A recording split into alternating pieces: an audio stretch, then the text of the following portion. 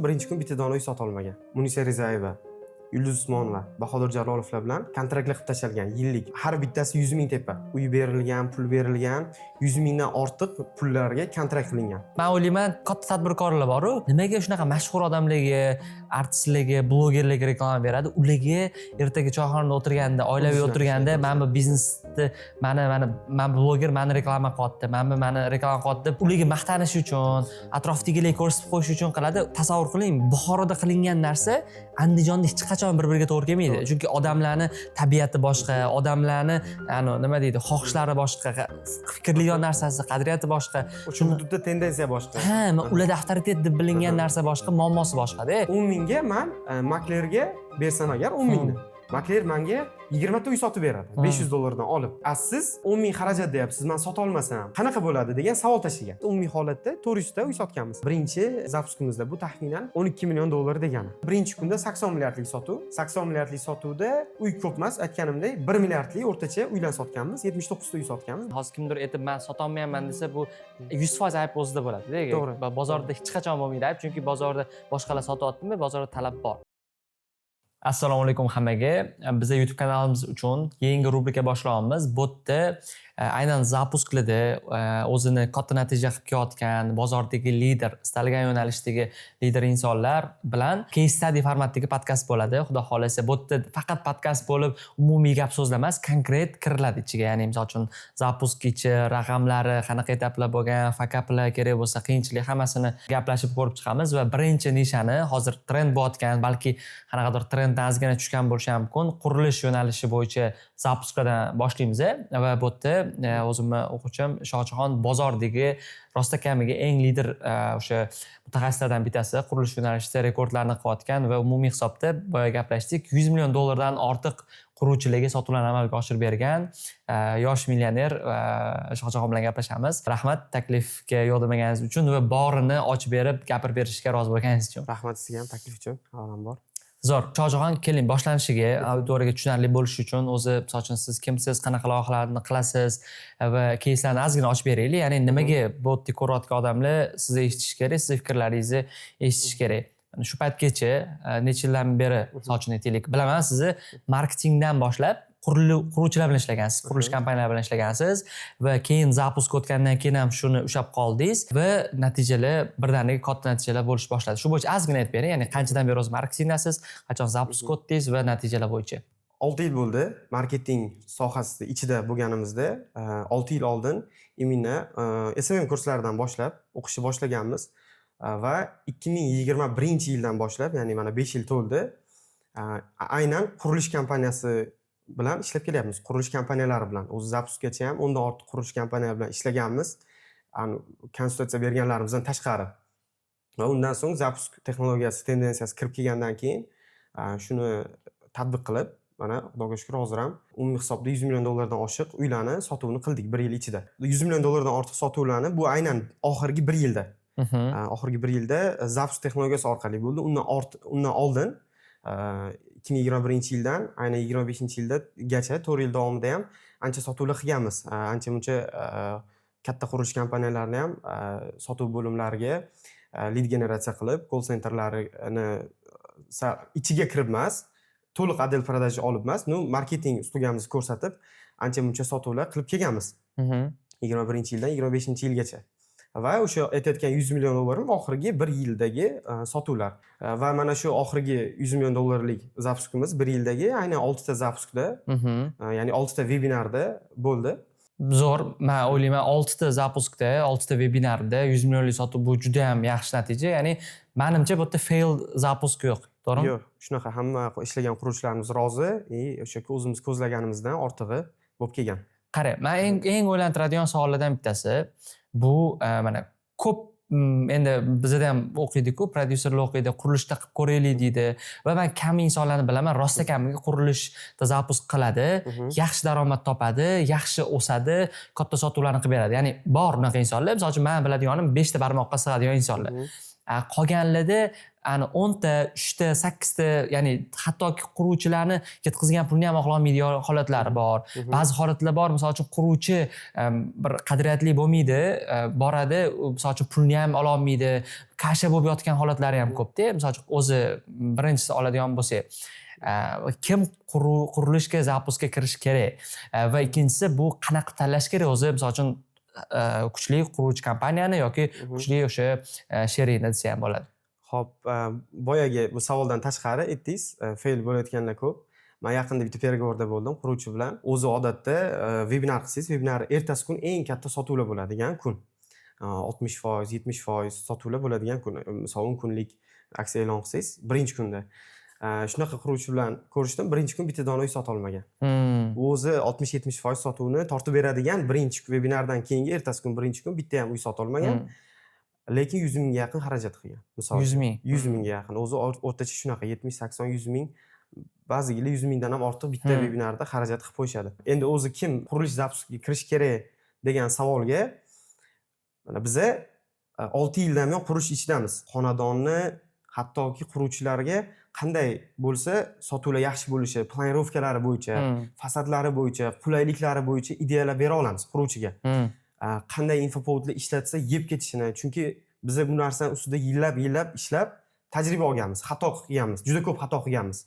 Shu xatolarni ustida ishlab bir hozirgi zapus texnologiyasida bir ideal narsa kelib chiqqan deb o'ylayman. Chunki misol mana marketingda ham o'zi boshida kirganimizda o'zingiz bilsangiz faqat Instagramda dizaynli anaqalar chiqardi. Postlar. Yoki postlar chiqardi yoki o'sha Golden House'lar o'sha payt ko'p reklama qilardi. Oyiga bunchadan to'lab, uy nima. Keyin biz sekin o'zimizda media jamoa bor edi. Sekin video qo'shishni boshladik. Misol o'sha paytlarda dizayndan animatsiyali videolarga endi o'tilayotgan payt biz video productionli, ya'ni video contentli qo'yishni boshladik-da, video contentli offerlar olib quruvchidan, misol uchun qaysidir metr kvadrat qanchadir boshlang'ich to'lov to'lasa oyiga bunchadan chiqadi. Misol uyni segmentdan kelib chiqib, arzonroq segment bo'lsa arzonroq yoki qimmatroq bo'lsa oylik to'lovga qaratib emas, uyni qanaqadir boshqa qulayliklarga qaratib, Instagram kontentdan tashqari targetga ham video qo'yishni boshlagan. U yangilik bo'ldi o'sha paytlarda 2021-22-yillarda. Va buni orqasidan lead olyapmiz, call centerga beryapmiz, ular obrobotka qilib klient chaqiryapti. Konversiya juda zo'r. Hozirgi paytda juda yomon. Hozirgi paytda. O'sha paytda juda zo'r bo'lib kelib, bizda nima bo'lgan? Nimaga bu gapdan boshladim? Har video kreativ olishga yangi infopovdlar o'ylab topishga majbur bo'lganmiz. Endi boshida bitta ishlaganmiz, u bizga 1 oy, 2 oy ham ishlab bergan. Keyin sekin 1 oy, 20 kun, 15 kun haftasiga almashtirishga to'g'ri kelib qolgan, eng minimum. Har hafta yangi kreativ olishingiz kerak, yangi infopovd. Men misol infopovdda juda yaxshi infopovdlar yaratib zapus qilamiz deb o'ylayman o'zimizni. Ular haqida suhbat davomida gapiramiz. Ya'ni biz qurilishda juda ko'p xatolarni qilib, qayerda qanaqa nyuans borligini bilib, qanaqa nima qilsak qulay, odamlarga yoqadi. Biz misol mana shu zapusgacha ham qancha minglab uy sotilgan bo'lsa, o'sha klientlarni bilamiz. Ularga nima yoqishini, nima qilsak, qanaqa reklama qilsak, u qanaqa jalb qilishini hammasini bilib kelib va mana shu zapus tendensiyasi qurilishda o'zi qurilishda zapus avvaldan bor edi. Ya'ni qanaqa Dubaylarda, O'zbekistonda ham bor edi. Ya'ni qanaqa ochilish marosimini zapus qilishardi. Shunaqa. Endi bu yoqda webinar degan instrument qo'shildi. Ya'ni onlaynlashtirilgan. Birdan ochilish marosimi qilib, blogerlar, taniqli insonlar chaqirilib, открытие qilishardi va ochilishni anaqa qilishardi, PR qilishardi. Odamlar shu yetib borardi odamlarga va bu ishlardi. Va sekin-astalik bilan onlayn formatga o'tdi bu. Onlayn formatga o'tgandan keyin biza ishlab turibmiz. Misol bu tendensiya kirib keldi. Biza o'zimizning yo'nalishimiz qurilish bo'ldi. Bu tendensiyani o'zimizga tatbiq qilishimiz shart. Sekin hamkorlarimizga taklif berishni boshladik. Hali faqat o'zimiz bilgan anaqadan kuzatuvlarimizdan kelib chiqib, bo'ldi qilamiz deb qildik. Taklif berishni boshladik, lekin juda kuchli xohish bilan emas. Chunki qanaqadir biz bu narsani instrumentlarni kim bir ustoz topib o'rganmaganmiz. O'zimizda miyamizda baryerlar, chegaralar bo'lgan, to'siqlar bo'lgan va o'sha mentorlikda o'qishni boshlashdan 4-5 oy oldinlab ham hamkorlarimizga taklif berishni boshlaganmiz. Mana bunaqa narsa yoki o'zlari gap boshlaganda aytganmiz, lekin unaqa xohish kuchli bo'lmagan, chunki qanaqadir aniq instrument, faqat kuzatuvlar bo'yicha bor, aniq instrumentlarimiz yo'q. Chunki biza webinar o'tkazib, zapus qilib yurgan inson emas edik. Va o'sha mentorligingizda o'qishni boshlagandan keyin, nüanslarni bilgandan keyin sekin-sekin baryerlar, miyadagi zanjirlar uzilishni boshlab, baryerlar ochilib, webinar qilishimizga o'ziga aytganimdek, qanaqadir o'zimizga ishonch, har doim aytib kelaman, duh paydo bo'lgan mana shu mentorlikdan keyin va aniq instrumentlar ham olganmiz. Men o'ylashim bo'yicha qurilishga faqat qurilishda pul yaxshi ekan deb turib, qurilishda ishlamagan odam kirishi xato deb o'ylayman. Chunki biz mana bu yerda qilgan 4 yil, 5 yillik xatolarimizni ular mana shu qurilishga webinar qilamiz deb o'sha 80 ming, 100 mingni shundoq sarflab yuborishadi, qaysidir joylarda xato qilib, fail kelib chiqadi. Xudoga shukr, shu paytgacha qilgan webinarlarimizda fail bo'lib kelmaganligi sababi ham shu chiroyli qilib tushuntirganda, ishi ko'zini bilgandan, tajriba borligidan, xatolar bo'lib kelgan bizda oldin, xatolar ustida ishlangandan shu narsaga yetib kelingan. Zo'r, to'liq ma'lumot berganingiz uchun rahmat. Va men 100% qo'shilaman fikringizga. O'zi zapusк tendensiyasi bor, butun dunyoda qurilishda bor. Ya'ni mana Energy yaqinda BI Group qildi. Misol uchun bizani ham o'sha chaqirgan edi. Zo'r TVda katta qilib offline o'sha event qildi. Eventda sotuvni amalga oshiradi yoki ko'p o'zi yopiq tadbirlar qilib o'sha yerdan sotishadi. Aslida premium segmentdagi ko'p bizneslar va men o'ylayman, o'zimning ham fikrimni aytib ketaman, bu qanchalik to'g'ri noto'g'ri bilmayman. Bizda nimaga misol uchun bittada webinarlar juda ham mashhur bo'lib ketdi. Bittada hamma ham 100 ta, 200 ta, 500 talab uylar sotishni boshladi.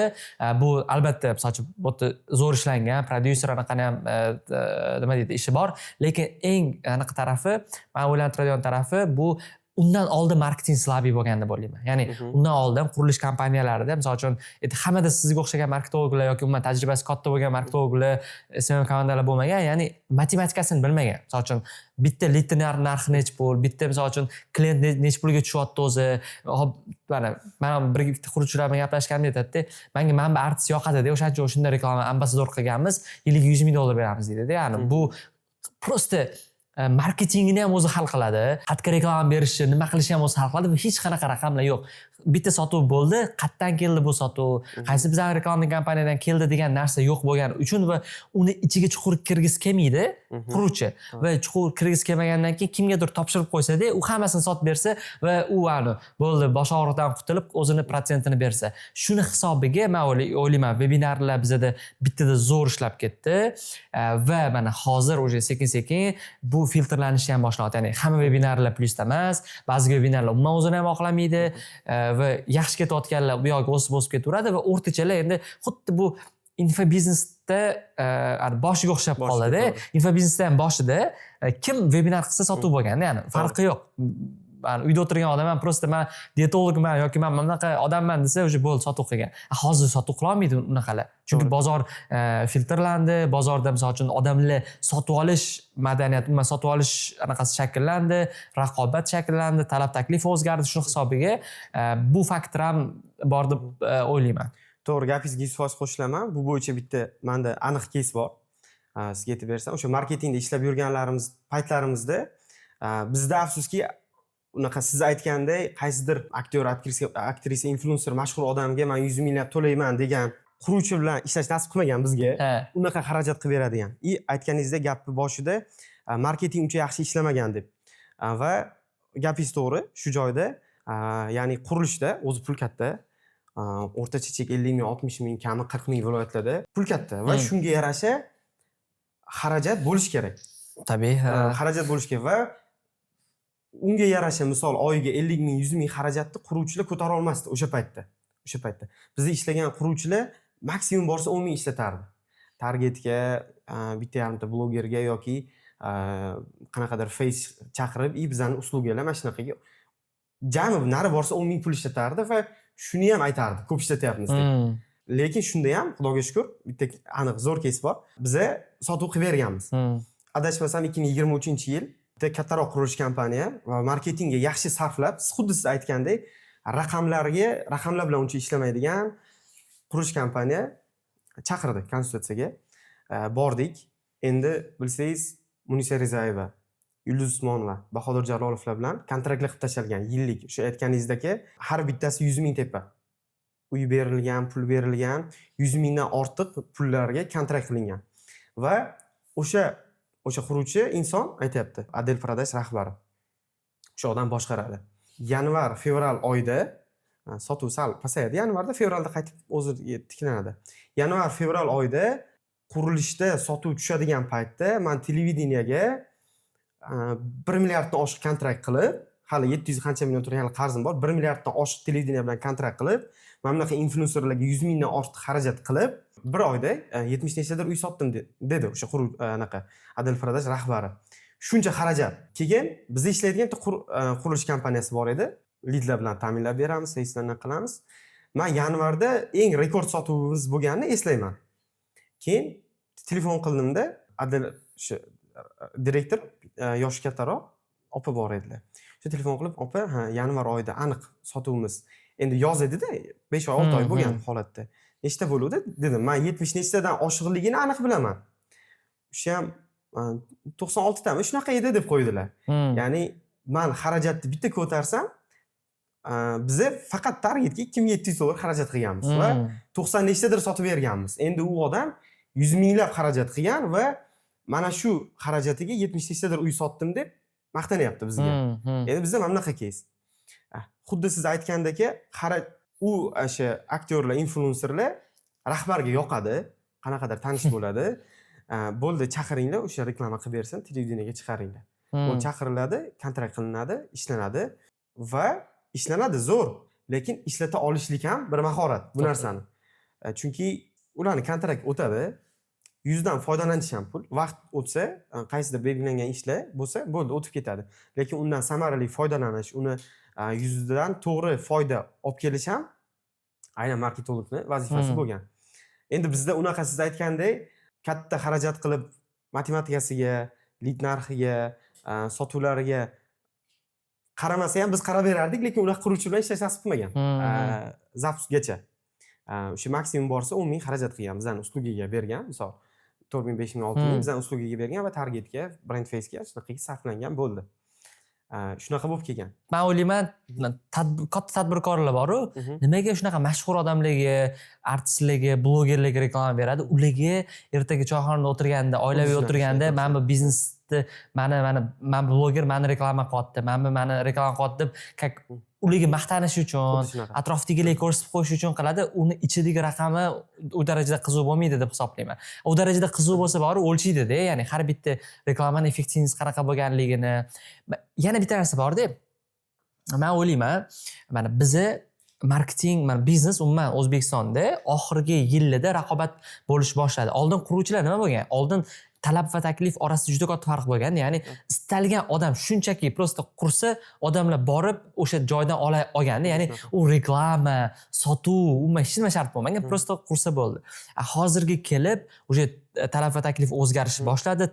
Misol uchun takliflar ko'paydi. Mana hozir Toshkentda oxirgi 2 yilda uy narxi oshgani yo'q. Men o'zimizda uylar, ko'chmas mulklar bor, oshgani yo'q va bu o'sha taklif ko'payganligini belgisi va bu sog'lom bozor raqobati. Ya'ni biz ham shu joyga yetib kelamiz, butun dunyoda bu etapdan o'tilgan va endi hali ham o'sha ketkazayotgan pulni hisoblamaydigan, hali ham masalan marketingga nech pul sarflayotganligini, sotuv konversiyasi qanaqaligini, u ertaga ro'yisi qanaqa bo'lishini hisoblamaydigan odamlar, oldingi holatda qolib ketgan tadbirkorlar yoki quruvchilar, men o'ylayman, baribir ular o'rnini bo'shatib qo'yishadi. Uni o'rniga hozir masalan uchun baribir quruvchini bu bilish shart bo'lgan narsa-da, bu eng kuchli metrikalardan bittasi bu o'sha biznesdagi matematikani yaxshi bilish kerak. Siz aytgandek, mana siz ishlaydigan, men adashmasam, quruvchilar ham bu yosh, ambitsiozniy, zamonaviy quruvchilar. Masalan, mana Behzodni bilaman. U ham misol uchun Hojimat aka bilan ishlashadi, ularniki ham zo'r. Yosh, ambitsiyali, ular ham ishlaydigan narsasi zo'r-da, ko'rib maza qilasizda. Shuni hisobiga bu tabiiy holatga yetib kelamiz deb o'ylayman. Boya gapingizga katta influenserlarga summa to'lab, lekin raqami boshqasiga qizig'i yo'q. Lekin biza borganda bizning uslugimiz mana bunaqa desa, kalkulyator qiladida, mana buncha uy sotsa, mana buncha pul olar ekan deb nimaga buncha pul deb qo'yishadi va eng yomon joyi ham shunaqa. Effekt undan effekt oladimi yo'qmi bilmaydigan odamiga 100 minglab sarflaydi va u o'sha aytganingizdek qayerdadir choyxonada o'tirganda, anaqa qilganda o'sha influencer mani brendimni reklama qilib chiqadi degan narsani aytishlik uchun ham qilishadi. Lekin haqiqiy mutaxassisga, haqiqiy uyni sotib beradigan insonga xizmatini narxini eshitgandan keyin nimaga sizlar nimadir bizga mahsulotlaringizni bermayapsizlar-ku deb qo'yadigan joylari ham borda. Shunaqa joylari ham bor.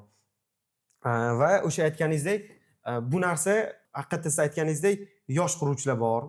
Haqiqatda qayerda sarflab nima addacha olayotganligini analiz qiladigan, filtrlaydigan yosh quruvchilar bor. Haqiqatda biz ham unaqa quruvchilar bilan ishlab kelamiz hozirga ham. Va shu qatorda o'sha siz aytgan turkumga kiradigan quruvchilar bilan ham ishlab ko'rganmiz. Sarflab, lekin natijasiga nima qiladigan. Va bozor holatda ham va keyingisi bozor holati haqida aytganingizdek haqiqatda to'g'ri. Oxirgi 2 yilda oshmadi desak to'g'ri bo'lmaydi. Oshdi. Oldingi yillarga nisbatan kamroq, juda kam. Oshirishadi price listda, lekin qanaqadir aksiya qilib, chegirma qilib, baribir o'sha anaqaga sotishadi. Misol uchun borganingizda 1,5 ming deyishi bilan naqdga 1300 deyishi bilan, lekin siz yana ham gaplashsangiz, undan ham pastroq tushib berishadi. O'sha aytganingizdek 1 yil, 2 yil oldingi narxlarda ham beriladi barbirga ham. Price'da oshirib qo'yishgan u narsani price'da. Va siz aytganingizdek eng avvaldan kelsak, qurilishda o'zi 17, 18, 19, 20-yillarda qurilishlar ko'payib, sekin tadbirkorlar qurilish qilishni boshlashgan. Va bu tadbirkorlar qurilish qilayotganda aytganingizdek talab juda katta, taklif juda kam. Va odamlar ishlab topadigan pulga nisbatan uy hozirgi holatda nisbatan arzonroq. Chunki endi inflyatsiya yildan yilga bor, qurilish narxi ham oshib ketyapti, yer narxi ham oshib ketyapti va odamlar topadigan summaga nisbatan u yoq tezroq o'syapti. Oldingi yillarda xuddi siz aytgandek yer olsa bo'ldi. Bitta adel продаж qo'yilgan, atrofi banner o'ralgan, 3D yo'q qo'yilgan, yo'q qo'yilmagan. O'shani o'zida talash bo'lib sotib ketilgan. Va shuni o'zida o'sha firibgarlik boshqa-boshqalar ham bo'lgan. Shu holatda sotilgan. Va sekin-asta takliflar ko'payishni boshlagandan keyin quruvchilar sekin internetga chiqarish boshlashgan, o'zini kompaniyalarini internetga chiqarish boshlagan. Bizda ham 2021-yil shundan boshlangan. Misol, qurilish kompaniyani Instagram ham bo'lmagan. Yo bo'lgan bo'lsa ham bitta ochib qo'yib, prosta 3D larni joylab qo'ygan, bo'ldi. Unga qanaqadir reklama qilish, target yoqish, qanaqadir lead olib kelish, unaqa narsa yo'q. Va biz ham sekin-sekin ish boshida 21-yilda boshlagan paytimiz 22-yilda sekin-sekin taklif ko'paygandan keyin quruvchilar Instagram ochishni boshlashdi. Va Instagramda boshida shuni 3D ni joylab qo'yishni boshlashdi. O'shanda ham katta-katta kompaniyalar Golden House ga o'xshagan yoki anaqa bizning uylar degan qurilish kompaniya bo'lardi. Artxojayevniki, anaqa Olmazor Business City mana shunaqalarni qurganlar. Ular qilishardi. Ular chunki turklar bilan yoki katta-katta mutaxassislar bilan ishlashardi. Tajribasi katta bo'lgan, miraviy urovindagi insonlar bilan marketingda ishlashardi va ularda bor edi.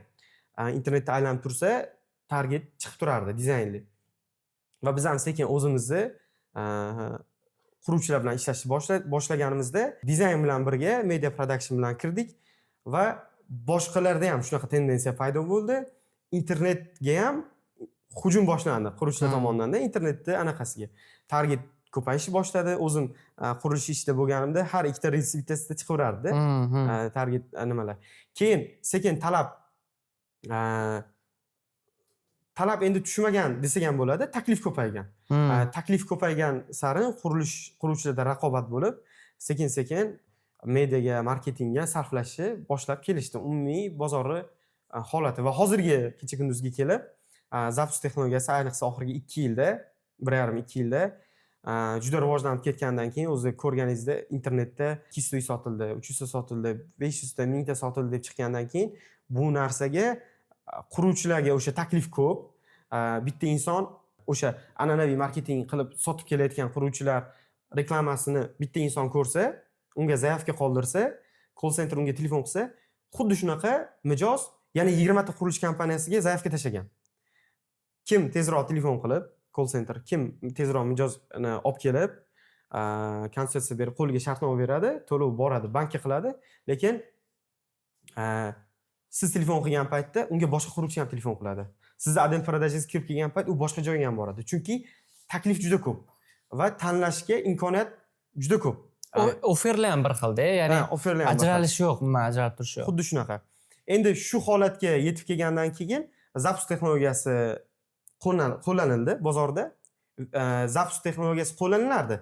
Webinar instrumenti olib kirildi bozorda. Webinar qilib turib, minglab insonlarni efirda ushlab turib, ularga minglab insonlarga efirda sotib turib, ertasi kuni Adel Prodajada o'sha aytganda 100, 200, 500 lab uylar sotilishi tendensiyasi kirib kelgandan keyin quruvchilar bu tendensiyaga, ya'ni webinar instrumentini qo'llashga boshlashdi ular ham Zappos qilib, webinar o'tkazib sotishga va bundan keyin xarajat qilishni boshlashdi.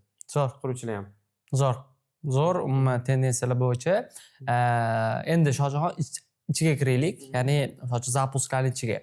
Misol uchun sizda qanaqa bo'ldi proyekt olayotganingiz, misol uchun qaysi etaplarni o'tkazdingiz? Mana hozir aytaman, nima qiladi aksariyat, hamma emas, aksariyat. Bitta odam ko'radi, bundoq qarasa webinar bo'lyapti kimdir. Quruvchi webinar qilyapti-da, bundoq qaraydi, target yoqishni bilaman deydi. Target yoqishni bilaman, shundoq kreativ olaman deydi. O'sha quruvchi bilan kreativ olib bitta, misol uchun Latif bilan reklama olaman yoki qaysidir 3 ta 4 ta blogerdan reklama olaman-da, keyin bitta webinarga yig'aman. O'sha kimdir qilgan, misol uchun siz qilgan yoki Shohrux aka qilgan yoki Behzod qilgan narsani shundoq ko'chirib qaytaraman deydi. Ya'ni birga bir, misol uchun u tasavvur qiling, Buxoroda qilingan narsa Andijonda hech qachon bir-biriga to'g'ri kelmaydi. Chunki odamlarni tabiati boshqa, odamlarni nima deydi, xohishlari boshqa, fikrlaydigan narsasi, qadriyati boshqa. O'sha hududda tendensiya boshqa. Ularda avtoritet deb bilingan narsa boshqa, muammosi boshqa-da. Misol uchun Buxoroda siz issiqqa yechim beradigan narsa bo'lsa, bu ko'proq yaxshiroq narsa bo'lishi mumkin. Andijonda lekin issiq muammo bo'lmasligi mumkin-da. Shuning uchun bu narsani analiz qilmaydi, kazdef qilmaydi, auditoriyani analiz qilmaydi-da, 30 ming odam yig'dik, 20 ming odam yig'ildi deydi, keyin qaraydi, webinar qiladi, qarasa sotuv yo'q. Nimaga sotuv yo'q deydi. Ya'ni men o'ylayman, juda yuzakka qaralgani uchun ham bularda sotuv yo'q. Endi siz nima ishlarni qilasiz? Masalan, mana Zapposk olyapsiz bir boshdan. Har bitta etapingizni ayta olasizmi? Chunki men esimda o'tgan yili sazon qilganmiz. Mana mashina dedim, onlayn sizlar yo'l dedingiz-da, gaplashib ketgan. O'shandan boshlab aytib bering, mana nima etaplarni qildingiz ketma-ketlikda va o'sha nima uchun o'xshayapti. Men o'ylayman, yana bitta narsa aytib qo'yay. Boya aytdingiz-ku, men короче sohada bu sohaga yaqin bo'lmagan insonlar kirmasligini yoki tajribasi bo'lib turgan insonlar kirishni tavsiya qilaman deganingizni hozir kimdir o'ylashi mumkin-da. U raqobatchi bo'lishini xohlamayapti, bo'lishi mumkin. Lekin men fikringizga 100% qo'shilaman. Istalgan sohada agar mana kirsa-da, uchun pul uchun, hozir kiraman, men qurilishda men ham 1 yilda millioner bo'lib ketaman desa, u xom xayol, realni aytaman. U o'tda o'ziga yarasha nyuanslari, qiyinchiliklari, problemalari qilib yotibdi.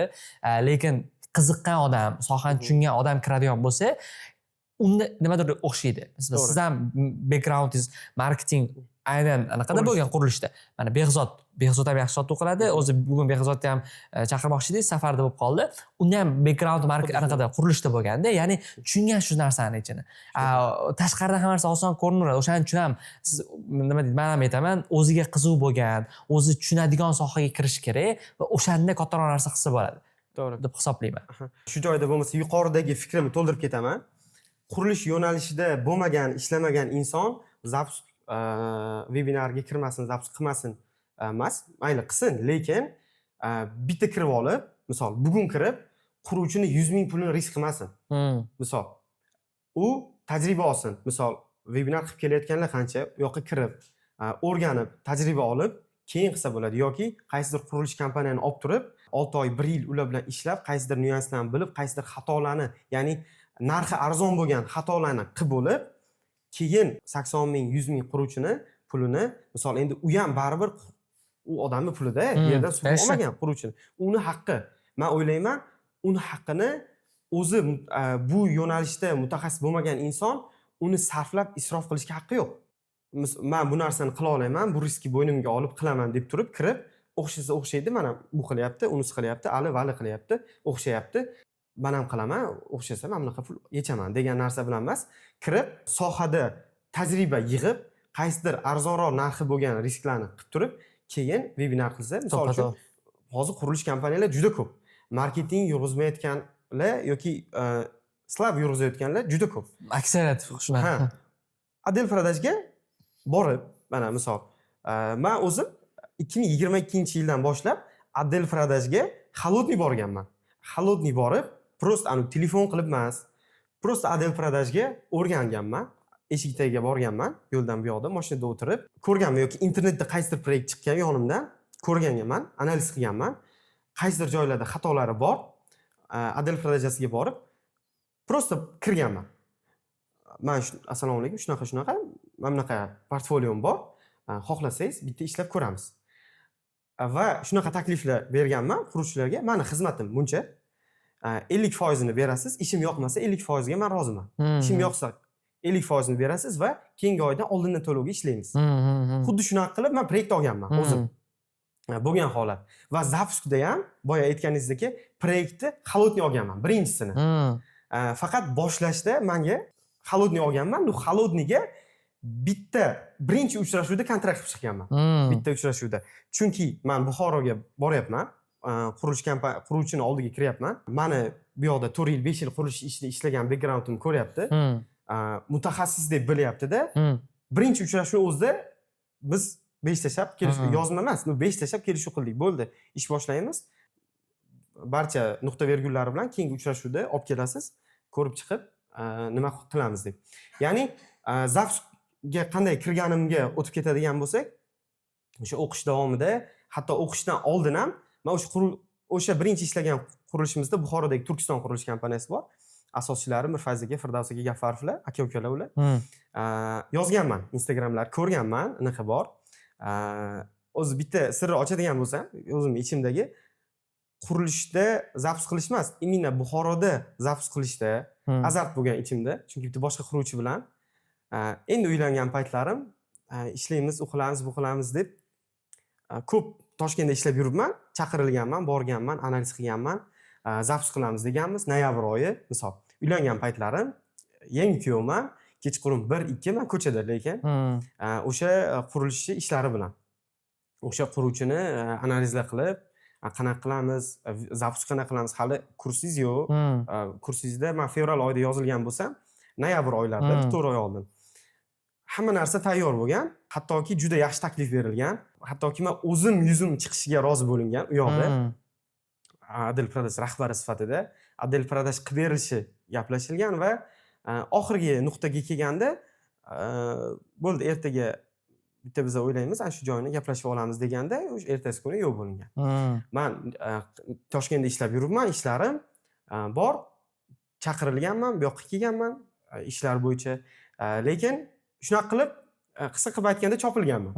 O'sha anaqada qancha ma'lumotlar berib, informatsiyalar berib, 1-2 Toshkent, endi Buxoroga har oy 20 kunda borib kelamiz. Bitta kelganda ko'ryapman, anaqa boshlangan sotuvlar. Shaharda banner bor. Bannerda anaqa turibdi, bitta poisk bersam, ismi turibdi, anaqa turibdi, boshlangan. Va kurs mentorlik boshlandi. O'sha payt mentorlik boshlanmasidan oldin analiz qilganman, Buxoro bozorini analiz qilganman. Kimda qanaqa holat, kim quruvchi qanaqa, yana o'zim Buxorolikman, yana ko'chadan, u yoq-bu-yoqdan mana shu qanaqa odam surishtirilganman. Va o'sha quruvchiga hattoki o'sha quruvchi menga aytgan, "Mana bunaqa taklif beramiz, bozorda zo'r bo'ladi" deydigan. 60 oy beramiz. Hech kim 60 oy bermagan bozorda. Men 60 oy beraman, zo'r bo'ladi. Lekin narx juda baland. Va aytganman, "Mana bu quruvchi bor ekan, siz 60 oy berayotgan bo'lsangiz, bu 50 oy berayotgan ekan.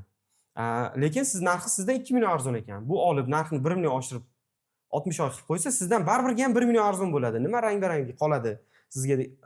Narx o'sha 2 yil oldingi holatga nisbatan baland aytilgan. Bir 30% baland aytilgan o'sha joyda narx. Tushirilgan holatda ham baland bo'lgan, narx baland deyilgan, shu joyda kelishilmagan nimadirlar bo'lgan. Keyin endi men quruvchidan analiz qilib bo'lganman, ko'rganman u joy boshlangan ishlari. Okey deganman-da, quruvchiga yozganman. Yozishda ham zo'r anaqa bo'lgan. Yozganman, SMS katta bo'lib ketgan, sig'magan. Salom alaykum bitta qilganman, maqsadimni ikkinchisi qilganman, bitta tashlasam zaprosga tushib qolganman, qaytib yoza olmaganman quruvchiga. Keyin mentorlik boshlandi. Hatto mentorlikda esimda o'zingiz ham aytgansiz, men Shahboz aka Shahadanovga o'zim холодный chiqqanman. Sotishlik uchun chiqmaganman, keling bitta tendensiyalarni gaplashaylik. Ishlasa ishlaymiz, ishlamasak bir suhbat qilib networking qilamiz deyilgan instrumentlarni sizdan olib ko'rganman. Zafrus ochilgan, qaytib Buxoroga borganman, yozganman. Mana shunaqa mutaxassisman. Xohlasangiz bir gaplashamiz. O'sha kunni o'zida nomer tashalgan, bu telefon qiling deyilgan, gaplashilgan. Adil Prajga borganman Buxoroda. Xalotning birinchi uchrashuvga. Birinchi uchrashuvga borgandan keyin suhbat qilganmiz. Suhbat shu daraja zo'r bo'lgan, cho'zilgan. Endi Adil Prajni sotuvchilari 2-3 yildan buyon bilan ishlashadi. Endi sotuvchilarga men konkurent bo'lib boryapman-da. Sotuvchilar sotib beradi, qanchadir pulini oladi. Men rahbar oldida gaplashib turibman, men sotib beraman deyapman. O'sha bularni sal nimasi tushadi shunda. Kerakligi tushadi. Muhimlik darajasi. Shunaqa. Savollar bilan otib tashlayapti-da menga. Hammasiga shu kompyuterimni ochib, mana bu mani loyiham, mana Instagramni o'zim ochganman. Telegramni o'zim ochganman. Men adminman. Mana eski marketing proyektlaringizni ko'rsatasiz. Shuni Excel ochib berib, mana men hostess, o'sha Adil Pradajdagi hostess har kun kirgan klient registratsiya qiladi. Meni shitsimga yozib to'ldirib beradi. Men har kun kuzataman. Mana oyiga men buncha uy sotib kelyapman. deb hammasini ko'rsatib bergandan keyin ular ishonch bildirishgan va bo'ldi, nima taklif qilamiz? Biz ishlashga rozi, qanaqa ishlanadi, qanaqa ishlanish aytilgan. Hattoki birinchi anaqamizga quruvchi men aytgandan 33% balandroq narx aytgan menga, faqat motivatsionniy qilamiz degan quruvchi. Aytolmaysizmi qanaqa bo'lganini? Misol ochiq aytaman, quruvchiga aytganman, men bu ishni qilmaganman, lekin men tajribam bor, bu ishni qilish bo'yicha o'qidim men, qila olaman, ko'zim yetadi, aqlim yetadi. Birinchi ishimiz uchun menga 2% bering deganman o'zim. Quruvchi shunday qog'oz olganda, shuni ochganda, nechta sotib berasiz degan. Faqat minimum aytaman. Nechta sotib berishimni aytolmayman. Bitta qilamiz, 100 tacha sotarmiz deb qo'yganman. Qog'oz olganda o'zi 0 dan nechidirgacha qanchadir beraman. 30 dan 50 tagacha sotsangiz buncha beraman. 50 tadan 70 gacha buncha sotsangiz beraman. 70 dan 100 tagacha sotsangiz 2% beraman. 100 tadan ko'p sotsangiz 3% beraman degan. Men 2% so'raganman, u menga 3% taklif qilgan. Endi men 100 tani kamtarlik qilib aytib qo'yganman u yoqda. O'zi lekin juda aniq bo'lgan. Ko'p sotishlikka azart bo'lgan. 400 ta sotganmiz o'sha payt. 400 sotganmiz. Xo'p, va bo'ldi deganman. Menga ma'qul deganman. 5 tashalga ish boshlangan. Bo'ldi, keyingi uchrashuvda nima takliflar olib kelish aytilgan. Keyingi uchrashuvda takliflar olib kelingan va o'sha joyda bitta ikkilanish bor edi. Sizga o'sha aytganingizdek, o'tgan yil sizdan moshina dedingiz, men ham moshina dedim, uchrashuvga ketayotgandim. Sazon qiluvdik, gaplashuvdik. Quruvchi mana bunaqa takliflar beryapti, nima deysiz? Yoki bittada bo'ldi, kontrakt imzolash uchun qanaqa qilay, nima qilay, qanchalik riskga kirasan deganlarga sizdan maslahat oluvdim. O'sha paytda aytdingiz. Bo'ldi, qanchadirgacha sotsam men olmayman, qanchadir. O'sha paytda quruvchining savoli bor edi, esim keldi. Agar sotib bera olmasangiz, men buncha rasxod deyapsiz, 10 ming rasxod deyapsiz. 10 mingga men maklerga bersam agar 10 mingni, makler menga 20 ta uy sotib beradi, $500 olib. Siz 10 ming xarajat deyapsiz, men sota olmasam qanaqa bo'ladi degan savol tashlagan. Shu savolga javob o'sha paytda anaqa bo'lmaganda va sizga chiqqanman. Ana shunaqa savol kelyapti va keyingi uchrashuvda shuni gaplashamiz degan. Siz o'sha payt aytdingiz. Bo'ldi, o'sha qanchadir uy sotilsa men pul olmayman, qanchadirdan keyin mayli pul olaman. Yaxshi bo'lsa hammasiga olaman, qanchadirdan sotilmasa pul olmayman deb ayting deganingizga haqiqatda ularga aytdim. Bo'ldi, agar siz o'sha 30 tami dedim o'sha payt. 30 tagacha. Ya'ni siz ham riskka kirayotganligingizni ko'rsatib berishingiz uchun. Xuddi shunaqa. Men ham riskka kira olganimni, men ham vaqtimni, energiyamni sarflab turib, o'zimni vaqtimni sarflayapman, energiyamni sarflayapman va bo'ldi, men ham qanchadir riskka kiraman. Siz agar 10 ming sarflab makler bilan 20 ta uy sotsangiz, mayli, men 30 tagacha pul olmayman deb kelishib ish boshlangan. Juda zo'r boshlangan ish o'sha payt. Starti menda Buxoroda borib zavq qilib qurilishi zo'r ko'tarishlik azarti bo'lsa, birinchisi quruvchiga shaxsiy brendi bo'yicha kimdir gapirganda, shaxsiy brend qilmoqchi bo'lib yurgan odam ham aniq anaqaga kirib, Telegram voice chatga kirganda, shaxsiy brend yurg'izadigan insonni voice chatga kirgan va savol yo'llagan quruvchi. Men quruvchiman, qanaqa qilib zo'r shaxsiy brend qilsam bo'ladi deganda, o'sha payt u odamdan tipa bu yo'nalishda nom qolmadi, mana Murod Nazarovlar, deyilganda Hmm. shunaqa javob kelganda u odamga ham travma bo'lgan bu gap. U odamga ham azart bo'lgan shaxsiy brendni zo'r qilishlikka. Syomkalar hammasi zo'r joyida, u odam ham qatnashib beryapti. Biza takliflar mana bunaqa taklif qilsak, Xudo xolasa zo'r bo'ladi.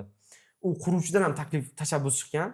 Yo bo'ldi, qarang, bunaqa taklif Buxoroda bor ekan. Mana bunaqa qilamiz. Xo'p. Endi aytadigan bo'lsak, 60 oy, 65 oy anaqa bor edi. Taklif bor edi.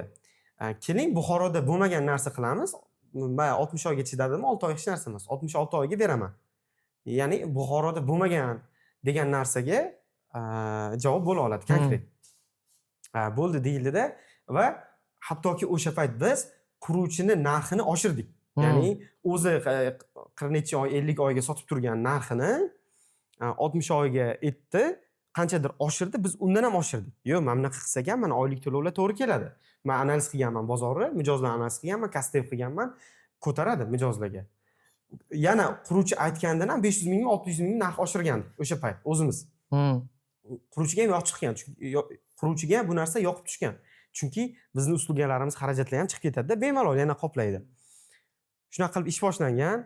Endi ish boshlangan davrda o'sha отдел продажda aylanib har xil gaplar yurgan.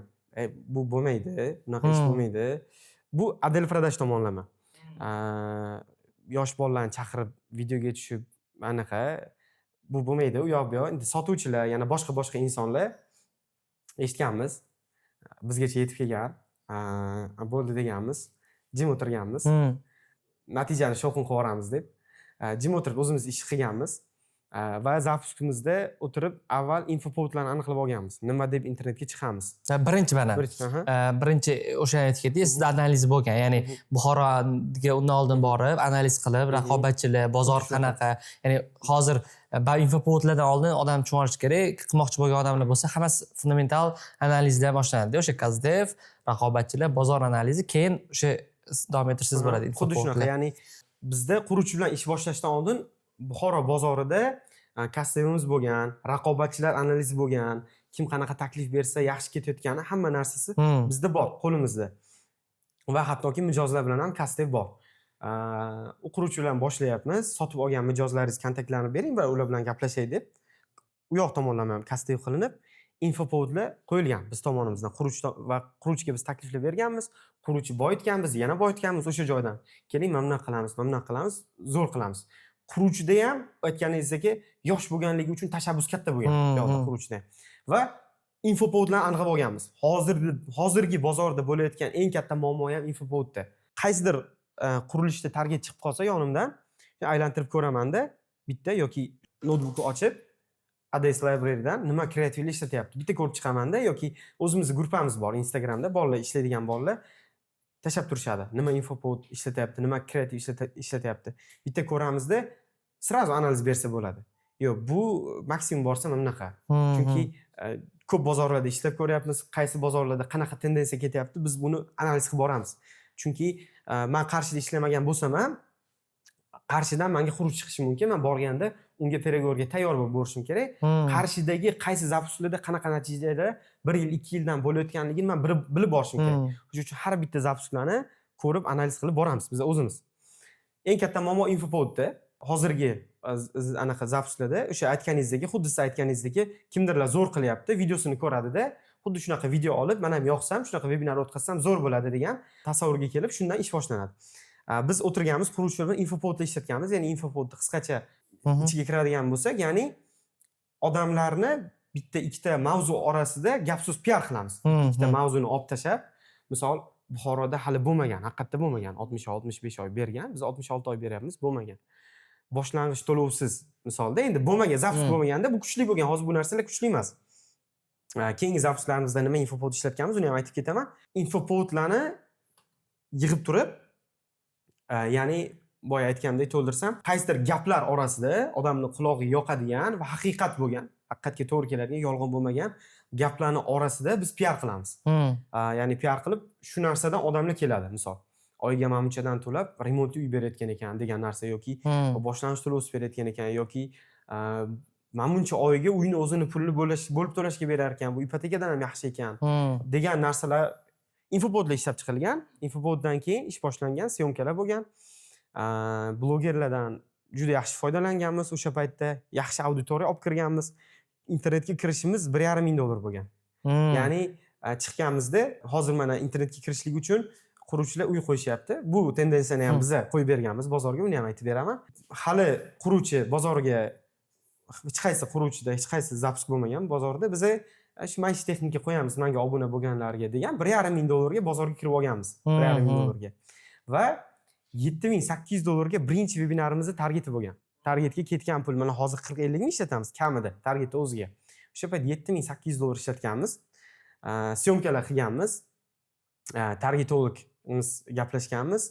Targetolog ham kursda target yoqib yurgan bola bo'lgan. Va saytchida muammo bo'lgan. O'sha paytlar eski kelsa ham saytda ofisga chiqdim. Saytchini targetolog tavsiya bergan. Saytchini gaplashganmiz, sayt qilganmiz. O'zimiz ishimizdan tashqari. Ya'ni u yoqda syomkalar, infopodlar. Behruz target yoqib berganmidi? Ha, targetolog yaxshi bo'lgan. Birinchi, ikkinchi vebinarimizda ular yoqib berishgan. Saytda bu yerda muammo bo'lgan, stresslar, target yongan, target yondiki 10 kun, 11 kun oldin yoqasiz, bo'ldi, limit bor. O'sha kuni tugaydi, kuningiz vebinar bo'ladi. Maksimal odam yig'ish kerak, olib kirish kerak, vebinar chiroyli o'tkazish kerak. Yoqyapmiz, birinchi, ikkinchi, uchinchi kun yaxshi. Sayt ko'tara olmayapti, nimadir muammolar saytda. Saytchiga chiqsak 8 dan keyin men uyda bo'laman, ishla olmayman. Misol, bizda metrikalar bilsangiz 12 dan keyin kechqurun ko'riladi. Ustida ishlanadi-yu. 12 dan keyin u odam yo'q, ertalab 10 da ishda bo'ladi, uni kutasiz.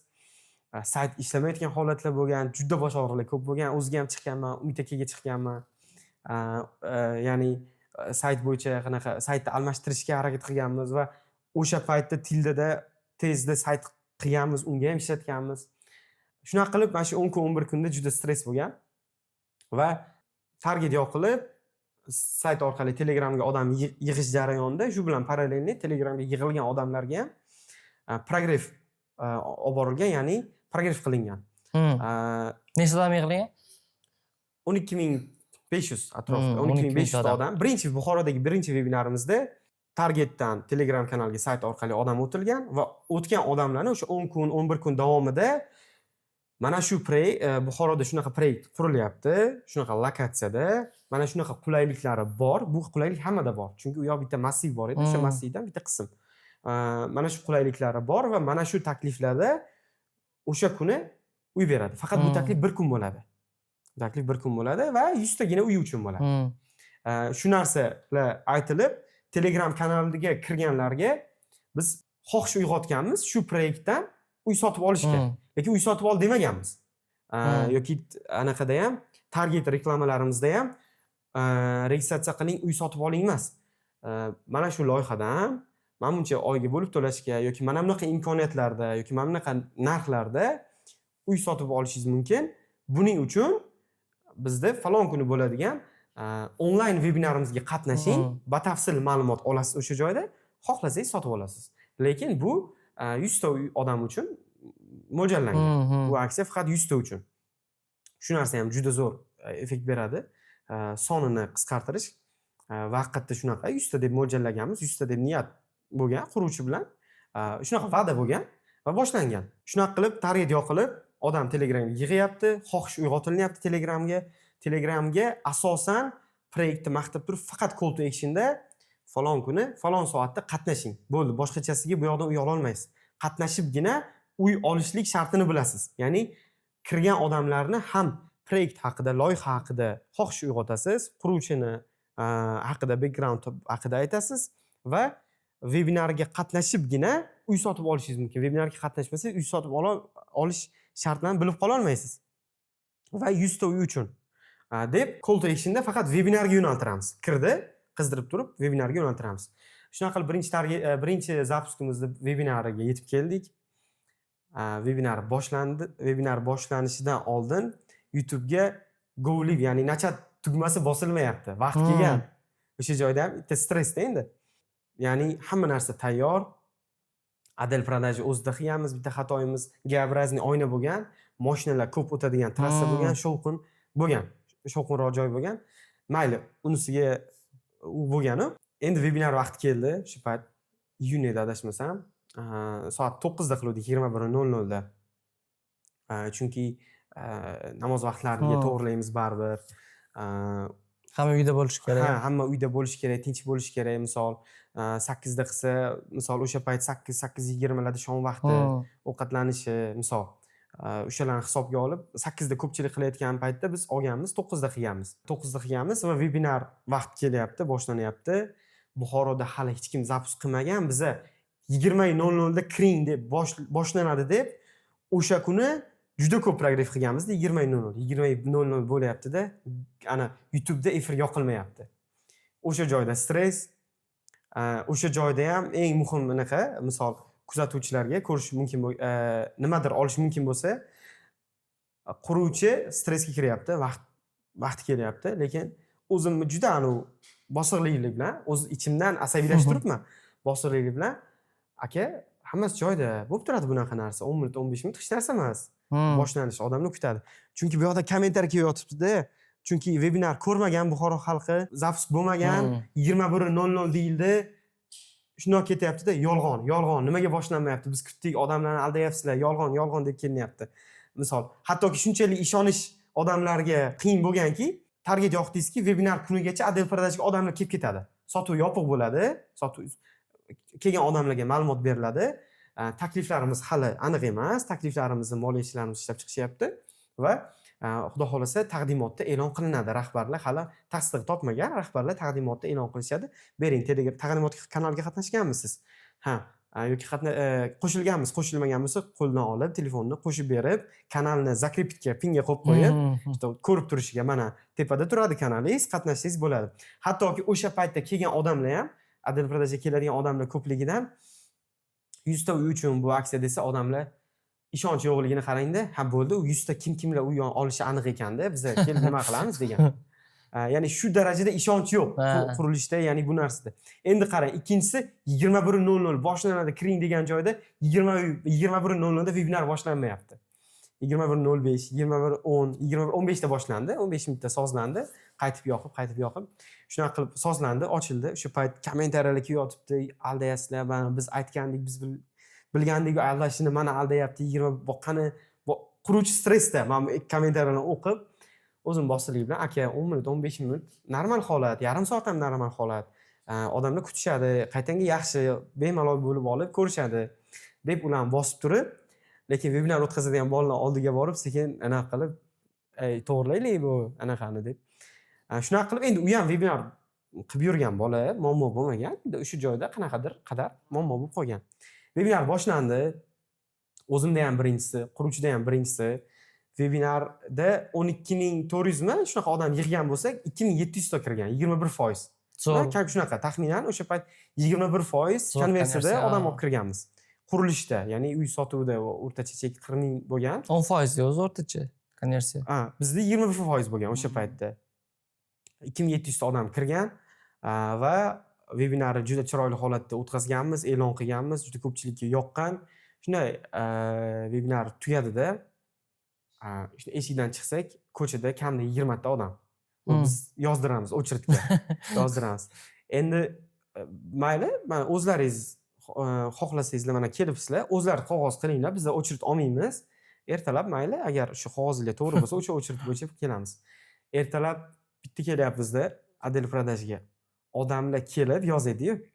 Odamlar kelib yotishgan Adel Pradajda. Endi kamera ham bor, ko'rganmiz, yotishgan. Ertalab kelyapmizda, ko'chada 100 tadan oshiq odam. Vaqtli kelganmiz. O'sha birinchi kuni bizada 400 tacha odam kelgan. Birinchi kunda 270 tami adashmasam uy sotganmiz. 240 tami shunaqa uy sotganmiz birinchi kunda. Quruvchiga 100 ta deb va'da berganmiz, shunaqa uy sotilgan. Va o'sha aksiyani 20 kun deb e'lon qilganmiz. Umumiy holatda 400 ta uy sotganmiz. Birinchi zapuskimizda bu taxminan $12 million degan.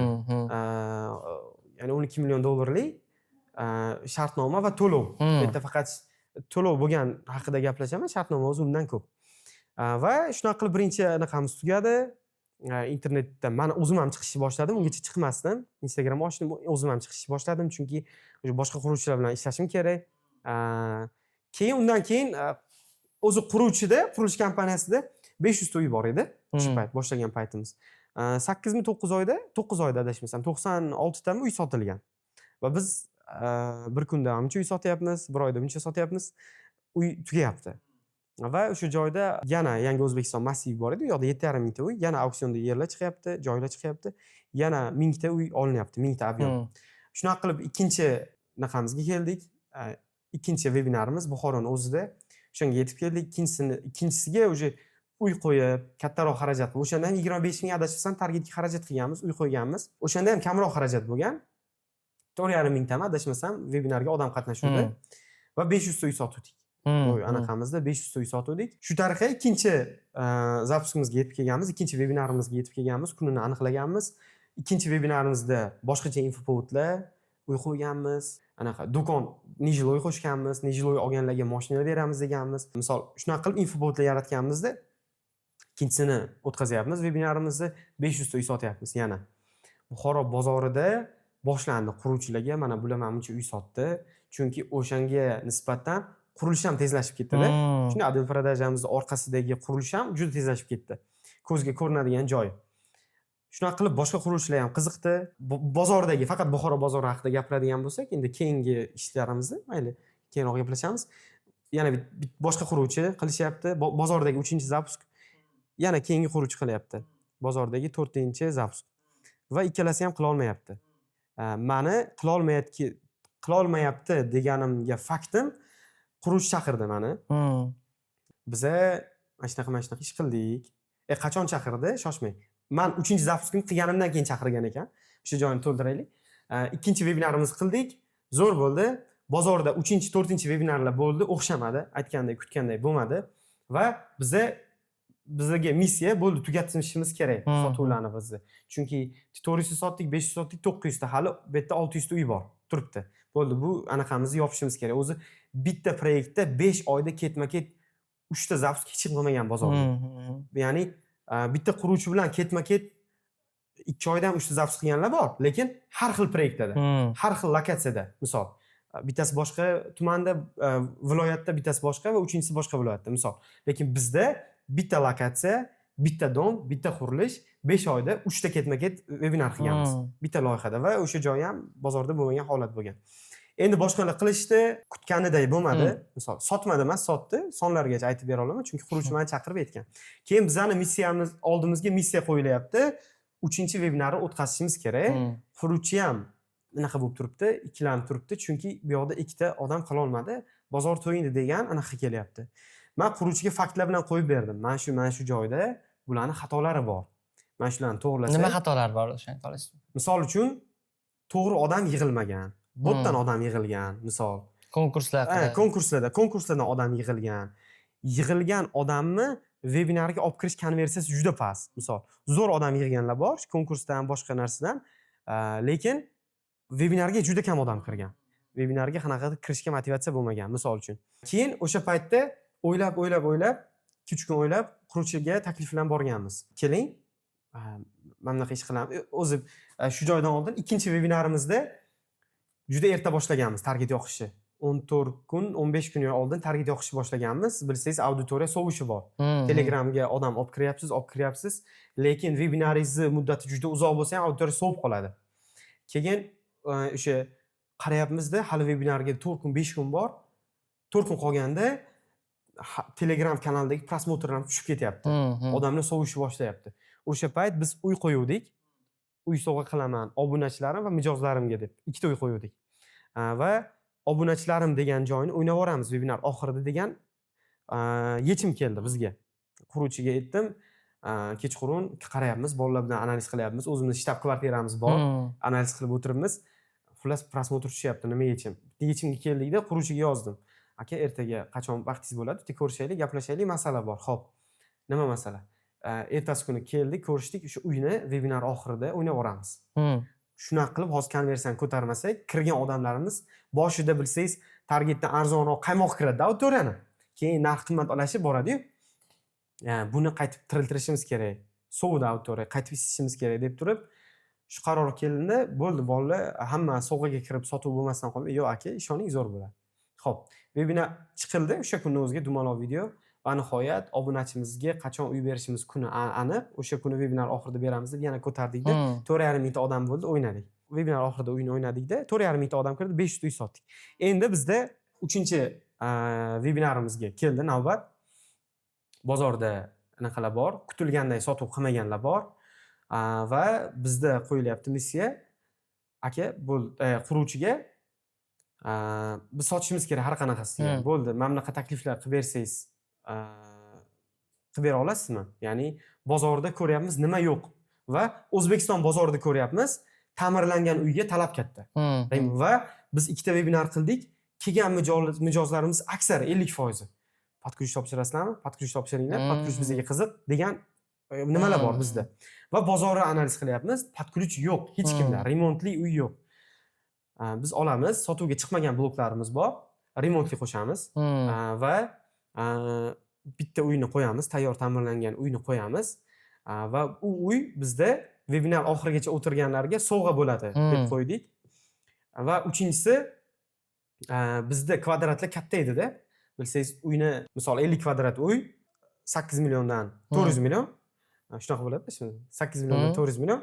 50 deylik, 2 xonali 50 kvadratlik uy 8 milliondan 400 million. 400 millionni 60 oyga bo'lsangiz, kattaroq chiqadi narxi. Biz oldikda bitta hali qurilishi ham boshlanmagan blokimiz bor edi. Remontga qo'yamiz. Kattaroq kvadratli uyni bo'lamiz.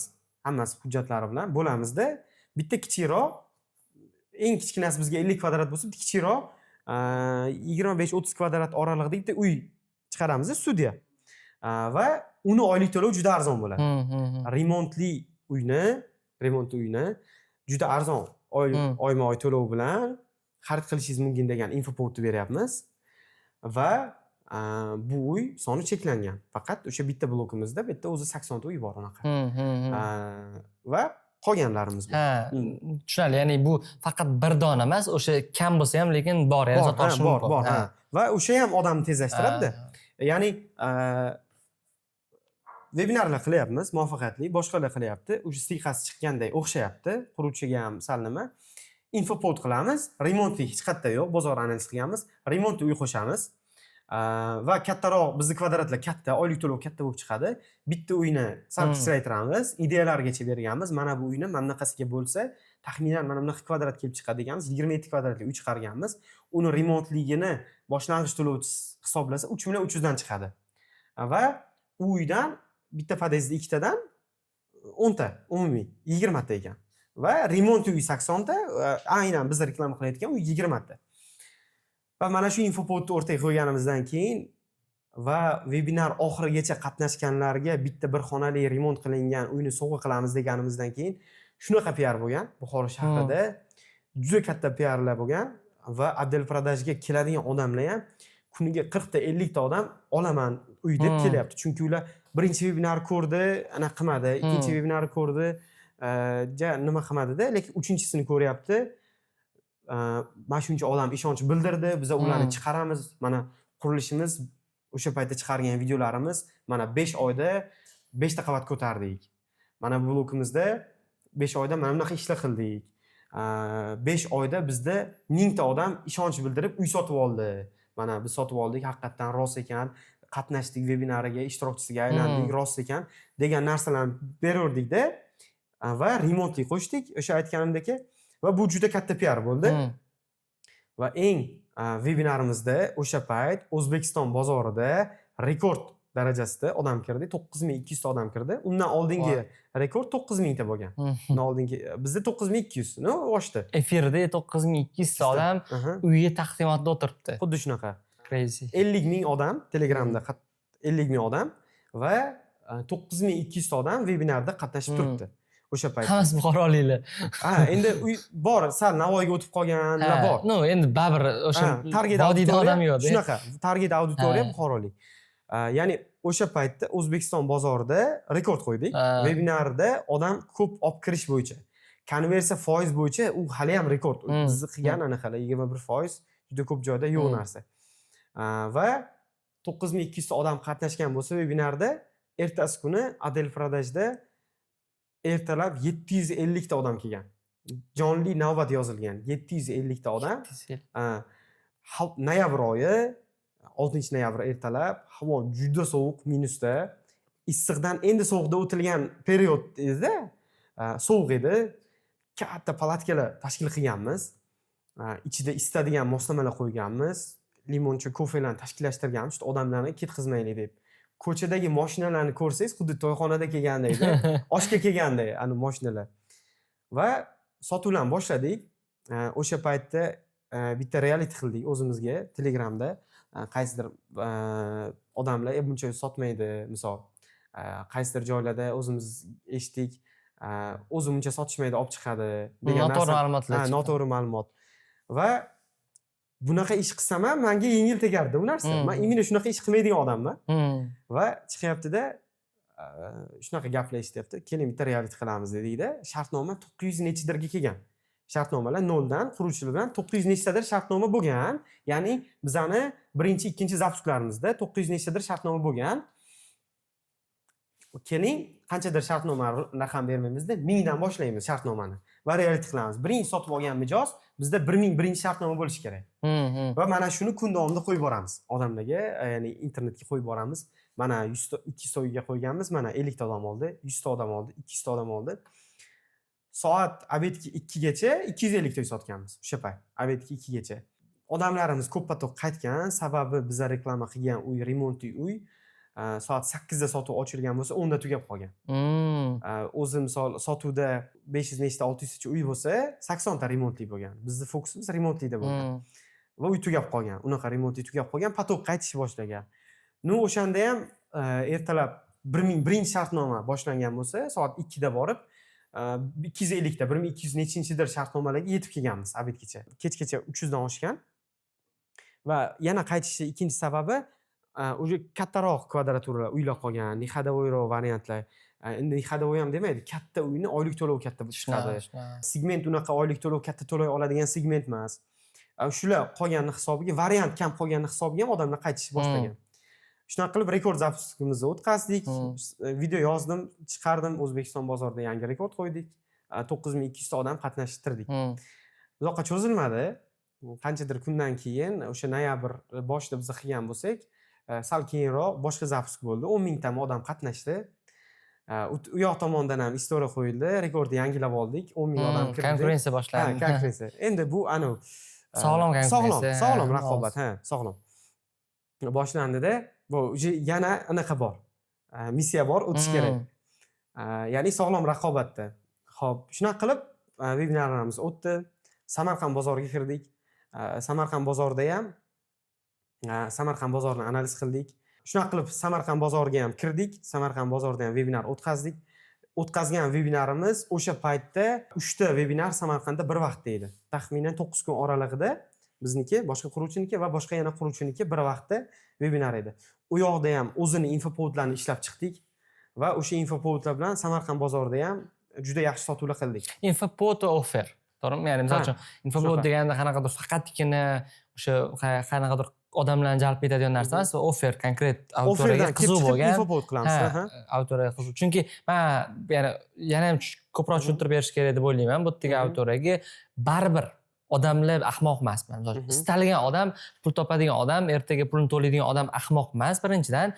Ikkinchidan odamlar sizni yashayotgan narsangizni, siz o'sha produktingizni bilmaydi. Ya'ni ko'pchilik o'ylashi mumkin-da, men zo'r quruvchiman yoki men zo'r suv chiqaraman yoki men zo'r xizmat ko'rsataman, SMM xizmat ko'rsataman, nimaga odamlar sota olmaydi? Chunki bilmaydi. Ya'ni siz shunaqa zo'r o'zi bor narsangizni upovka qilib berish kerak, odamda tushuncha paydo bo'lishi kerak. Misol mana shu stakanmi bo'lmas. Odam uchun bu stakan emas, odam uchun bu zarar keltirmaydigan, hamda to'kilsa tushib ketmaydigan, o'zini yaxshi saqlaydigan, qanaqadir hamma narsani ochib bera olsagina odam qiziqadi-da. Ya'ni offer bu rostdan zo'r ochib berilishi kerak. Bu yolg'on aralashganligi umuman mana bu haqida gap ketmayapti. Havodan narsani olib odamlarni qanaqadir chalg'itish haqida gap ketmayapti. Bor narsani o'zini ochib berish bu hozirgi kunda eng muhim narsa-da. O'shani men ya'ni yana yetkazib bermoqchiman anaqa ko'rayotganlarga. Xuddi shunaqa gapingiz to'g'ri. Ya'ni mana hamma quruvchida misol qulayliklar bor. Misol uchun, undan oshiq qulaylik bor hammasida. Lekin o'sha aytganingizdek u narsa ochib berilmaydi. Hamma quruvchida uy bir xil. Misol, hozir davlatda o'zini standartlari bor, qabul qilmaydi. Misol, Gasim degan tashkilot bor, quruvchilarni nazorat qiladi. Quruvchilarni o'ziga qo'liga berilgan smeta bor. Misol, o'sha aytilgan markadagi betondan pastini ishlata olmaydi. Aytilgan markadagi armaturadan pastini ishlata olmaydi. Yoki misol aytilgan sifatdan chiqsa, uni davlat nazorat qiladi. Ya'ni qurilish sifati to'g'ri qaysidir joyda juda yuqori, qaysidir joyda o'rtacharoq bo'lishi mumkin, lekin baribir mustahkamligi boshqa tomondan deyarli bir xil. deyarli bir xil. Anaqaga qarab, misol uchun komfort o'sha o'zini Klassiga segment qarab. klassiga Xuddi shunaqa. qarab bir xil. Segmentiga qarab bir xil. Endi avval bo'lgan, bunaqa tashkilotlar bo'lmagandan keyin haqiqatda sifati pastroq bo'lgan, qurilishda bo'lgan. Lekin hozir kontrol juda anaqa, nazorat juda kuchli. Va quruvchilarni ham naqasi yo'q, chunki qurgan narsasini yiqitib qaytib qurishga nimasi yo'q. Ya'ni hamma quruvchi o'sha uyni quradi, o'sha qulayliklarni qiladi baribirga ham, lekin aytganingizdek uni jozibador qilib olib chiqib ommaga, uni to'g'ri yetkazib qulayliklarni, shu narsada muammo bor. Yoki takliflar bor hammada va u taklifni sal jozibadorroq qilib, rang-barang qilib, misol ommaga olib chiqish, To'g'ri yetkazib berish. Ommaga yetkazib berishda muammo bor. Endi biz mana shu Zapus texnologiyamizda quruvchi bilan offerlarni tayyorlab olamiz, qulayliklarni bilib olamiz va mana bunaqa qulayliklar chiqsa, mana arzonga mana bunaqa narsa qo'shiladi sizga. Mana bu qulaylik qo'shiladi. Ana shu qulayliklarni qo'shib turib, misol uchun quruvchi bilan birgalikda offerni tayyorlab olamizda, bo'ldi. O'sha offerdan kelib chiqib biz o'zimiz infopodni yaratamiz, quruvchiga chiqamiz. Biz mana shu gaplarni aytib chiqamiz. Shu gaplar atrofida biz PR qilamiz. Qaysidir joyiga qo'shimcha bo'lsa aytsangiz qo'shamiz, qaysidir joyi yo'q, bolalar, mana bu joyi kerak emas desangiz, mayli, olib tashlaymiz u joyni. Ya'ni offerdan keyin infopod ishlab chiqamiz, infopod bilan PR qilamiz, odamlarga yetkazamiz shu narsani, vebinarda ochib beramiz va ertasi kuni sotuv bo'ladi. Xo'p, Samarqandda yana bir juda katta muvaffaqiyatli loyihamiz. Samarqandda eng qimmat sotilgan uy desa ham, uylardan biri desa ham bo'ladi, eng sentrdagi, eng premium klassdagi qimmat sotilgan uylardan biri bo'lgan proyektimiz bor. Bitta uy sredniy chek 1 milliard. Viloyatda. Oho. Sredniy chek 1 milliard bitta uy. Kvadratlar kattaligini hisobiga, narx qimmatlik hisobiga. O'sha proyektimizda ham infopodlarni aniqlab olganmiz, o'zimiz ancha-muncha shov-shuv qilganmiz, ancha-muncha PR qilganmiz. Samarqandda juda ko'pchilik kelgan, hatto quruvchilar ham qiziqish bildirgan bu infopodlarimizga.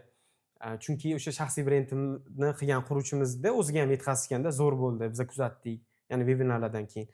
U yoqda ham vebinar o'tkazganmiz. O'sha aytganimdek, uy qo'yish trendini biz o'zimiz qo'yganmiz. Ya'ni vebinarning oxirigacha qatnashgan, ishtirok etganlarni bittasiga uy sovg'a qilamiz degan tendensiyani, taklifni biz o'rtaga o'zimiz bozorga qo'yganmiz. Bu narsani hozir o'sha siyqasi chiqib ketgan. Boshqalar ham bizdan olib foydalanishni boshladi. Zo'r, omadini bersin, uni boshqa narsaga o'tish kerak. Va Samarqand bozorida ham boshladik. U yoqda adashmasam o'sha 70 mingmi xarajat qildik-da. Vebinar o'tkazdik. Vebinarimizda 11 mingga yaqin odam qatnashdi. Biz 9 ming rekord edi, 9200 qildik. 10 ming rekord bo'ldi, 11 ming qilib qo'ydik rekordda. 11 ming qilib qo'ydik o'sha payt. Post qo'yib o'tirmadim, istoriya qo'yib qo'ydim. O'sha rekord qo'yib qo'ydik. Mana buncha odam qatnashdi, skrinshotlar. Eng anaqasida, u eng pik payti narx aytayotgan payt. O'sha narx aytayotgan, uy o'ynalayotgan payt bo'ladi. 10 ming, 12 ming, 13 ming, 14 ming, 15 ming ham bo'lib ketishi mumkin. Uy o'ynalayotgan payt. Lekin narx aytayotgan payt, taklif aytayotgan payt, uy sotib olishga qiziqadigan insonlar o'tiradigan, ko'proq o'sha o'tiradigan odamlar. Chunki odamlar ham bilib qoldi, vebinar oxiriga o'tiraman, zaif bitta to'ldiraman, uy yotib olishim mumkin. O'sha paytda ko'payib ketadi.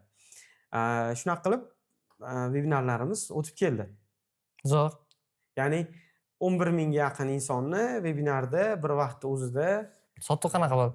O'sha Samarqanddagi vebinarimizdan keyin sotuvlar esa ertasi kuni birinchi kunda 80 milliardlik sotuv.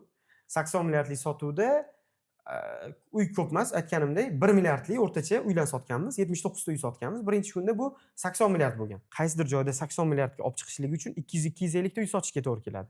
Lekin bizda o'sha premium segmentga uy sotish qiyin. Misol, ular o'zi puli yonida bor, xohlagan joydan, xohlagan payt olib biladi. Shuning uchun premium segmentda sal nima? Shunda ham biz birinchi kun 80 milliardga sotib qo'yganmiz va bu joyda qo'ygan rekordimiz 21% boshlanish to'lovi olib kirganmiz.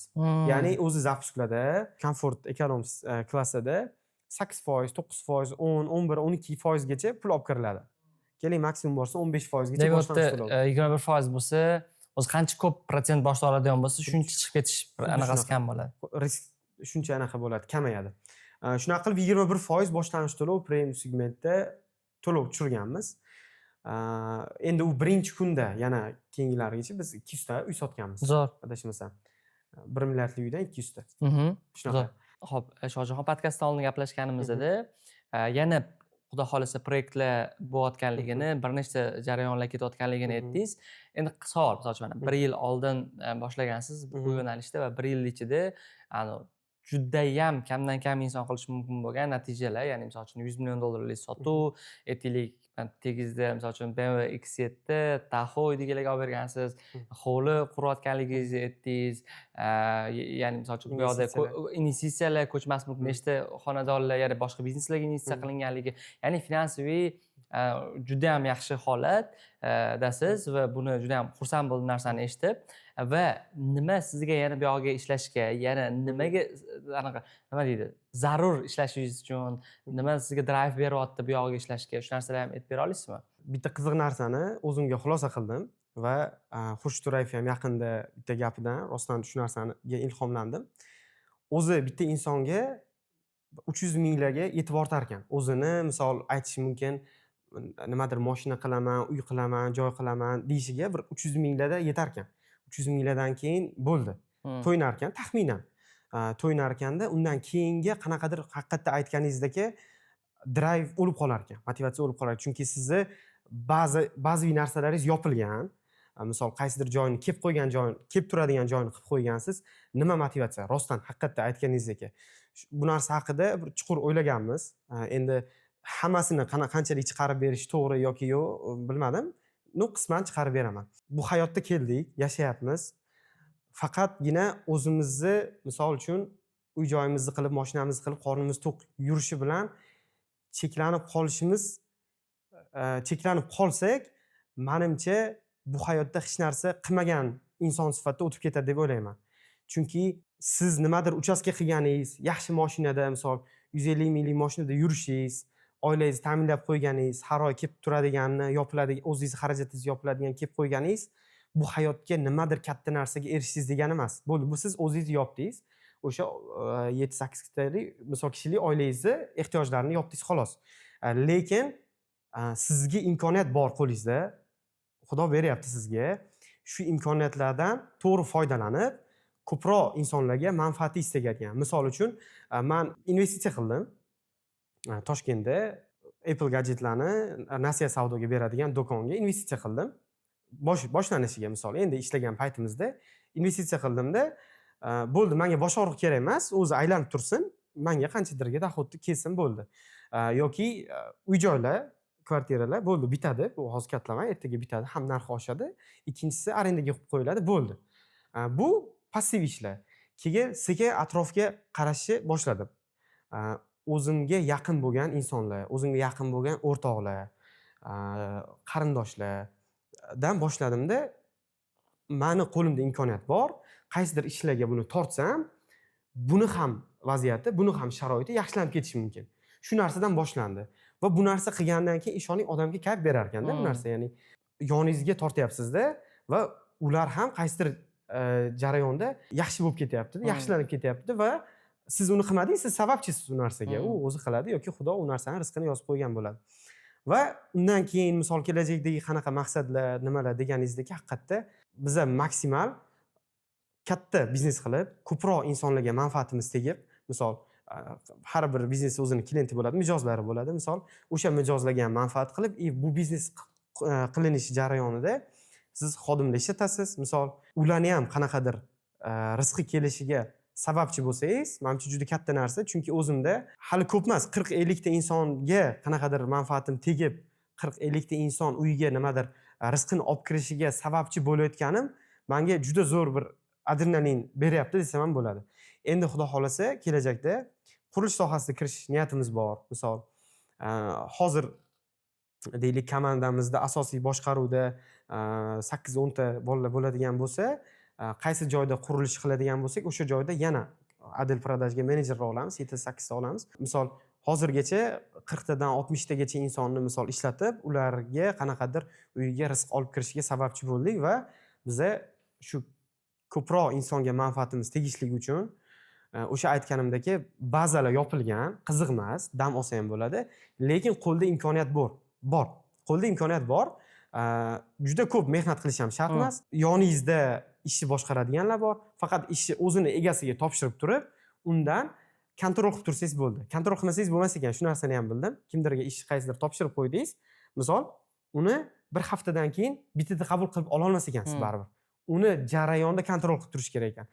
Kontrol qila olmasangiz, o'sha ish qanchadir 10%, 15%, 20% qilinadi-da, bo'ldi. Boshida bitta qilinadi-da, haftaning oxirida borganda, ish topshiriladigan payt kelganda yana bir qimirlaydi-da, 25-30% bo'lgan, bo'ldi, 70% bo'lmagan. Lekin siz kunda-kun kontrol qilib tursangiz, bu ish bo'lar ekan. Misol, bir haftada qilmasa ham 8 kun, 9 kunda sizga bo'lar ekan bu ish. Ya'ni bizani o'zimizni komanda bor, jarayonlarni boshqarishni osonlashtirib, tizimlashtirib qo'yganmiz. Mana yangi hamkorliklar bor, eski hamkorlar bilan shartnomalarimiz bor, yangi proyektlarda ishlashimiz bor va o'sha yangi hamkorlar bilan, eski hamkorlar bilan yana nima qilib, o'zimizni xodimlarni ko'paytirib, o'zimizni jamoamizni yana kengaytirib va ortganidan, misol, qurilish biznes qilish niyatimiz bor. Chunki biz sohani ichidamiz. Yoki qanaqadir yana bitta ikkita ishlar qilib ko'rganmiz. U biznes odami bo'lmaganligim uchun tushunib yetdim. Men bu narsalarga aralashmayman. O'zim qaysi yo'nalish odamman, bo'ldi, shu yo'nalish atrofida ish qilaman.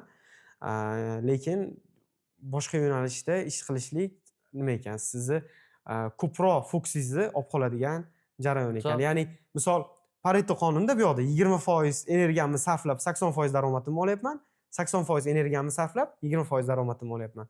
Bo'ldi, men bu boshlab qo'ygan ishlarimni topshiraman kimdirlarga, misol, sherik qilib qo'yib topshiraman-da, o'zimni yo'nalishimni mustahkamlab, o'zimni yo'nalishimda kelajakdagi bizneslarimni ham o'zimni yo'nalishimda qilish plan bor. Shunaqa. Mana mentorstvodagi o'sha birga o'qigan Bekjon, men juda ko'p eslashga harakat qilaman.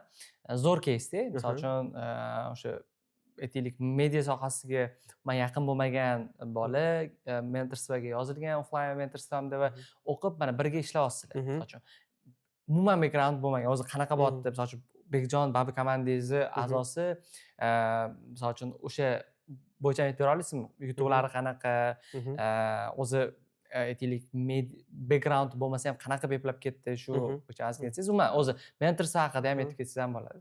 Bo'ldi, rahmat. Xo'p, Bekjon aytganingizdek, hozirgi paytda birga ishlaymiz, loyihalarda как sherik bo'lib kirib ishlaydi qanaqadir oylik emas. O'zi juda ko'pchilik top menejerlarimizni как sherik qilib kipayaga qo'yib qo'yamiz va buni lekin alohida sherik qilib kirgizganmiz. Endi background qurilishda haqiqatda yo'q edi. Endi suhbatimizni boshida background yo'q odam kirmasin deganda, mana bu bola kirdi. Background yo'q.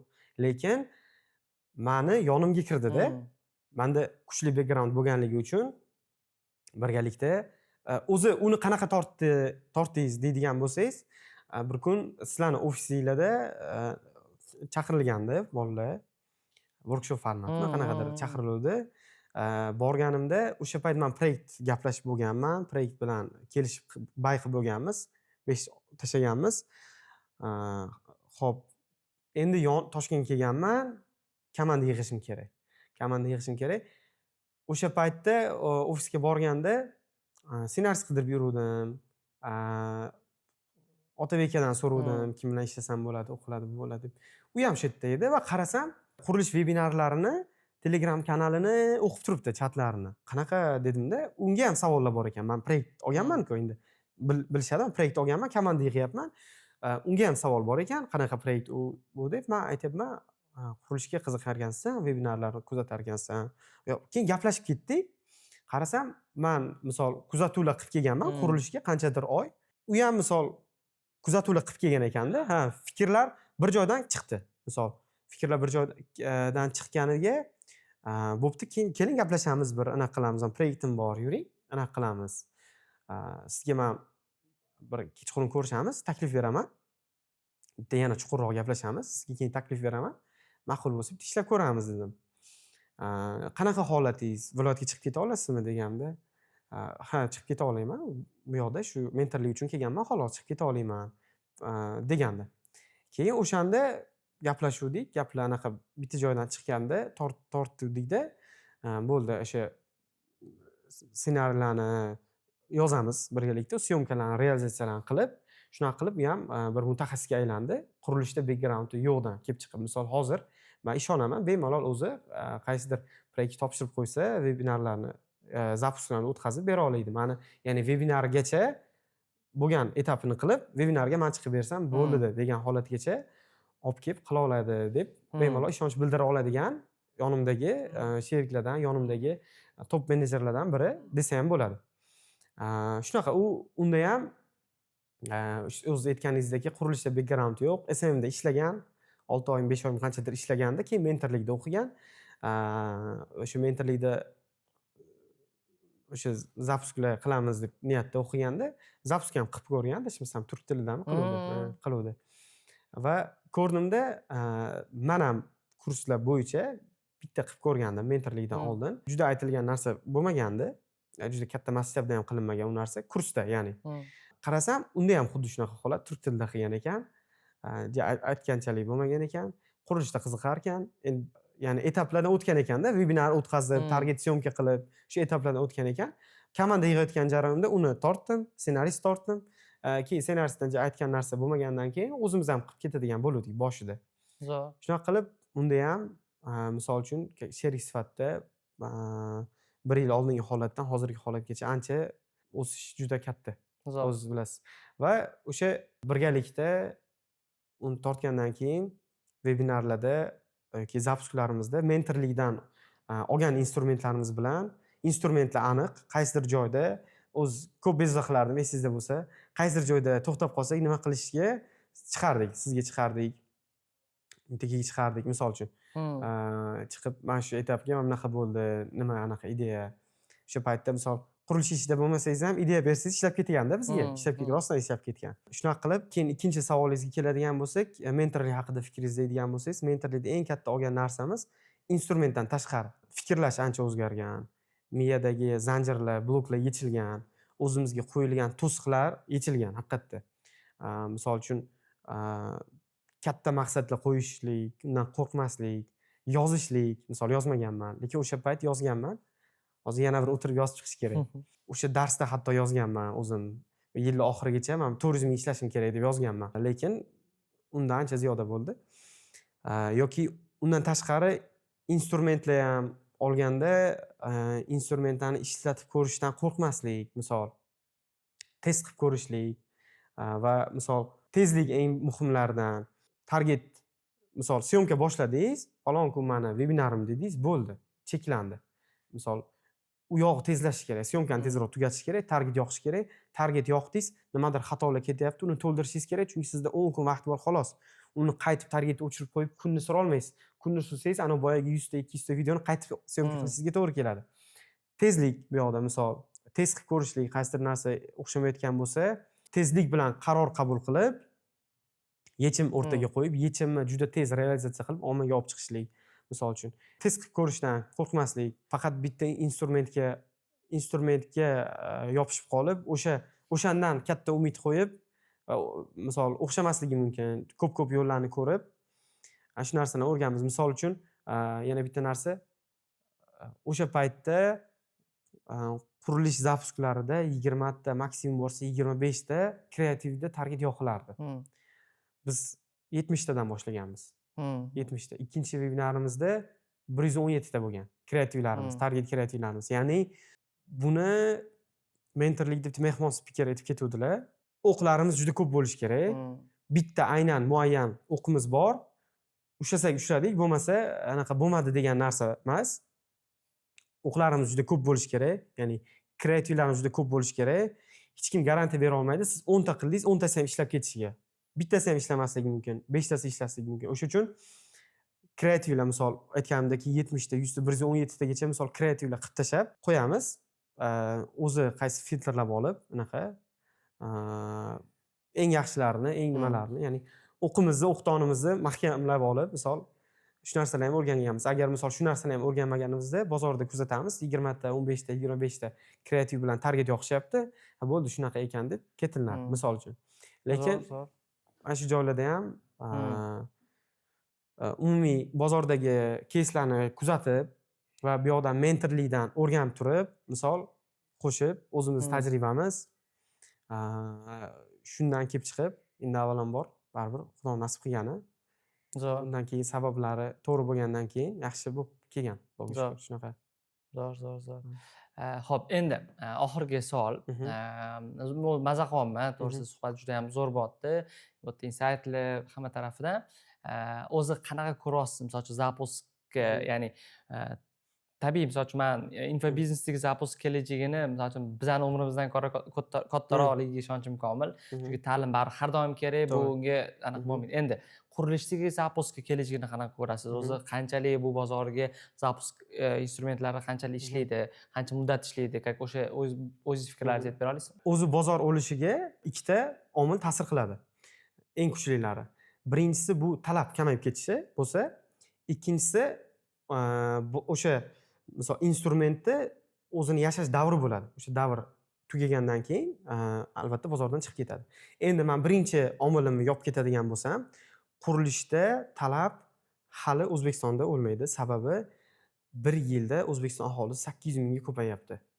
Hozir xonadon xarid qilayotgan insonlar, misol uchun 90-2000-yillar insonlar deb olsa bo'ladi, misol. To'g'ri, 35-25 yoshli insonlar yoki ota-onalar o'g'li uchun, farzandi uchun, ya'ni 90-yillardan 2000-yillargacha tug'ilgan insonlar uchun uy xarid qilinyapti desa to'g'ri bo'ladi.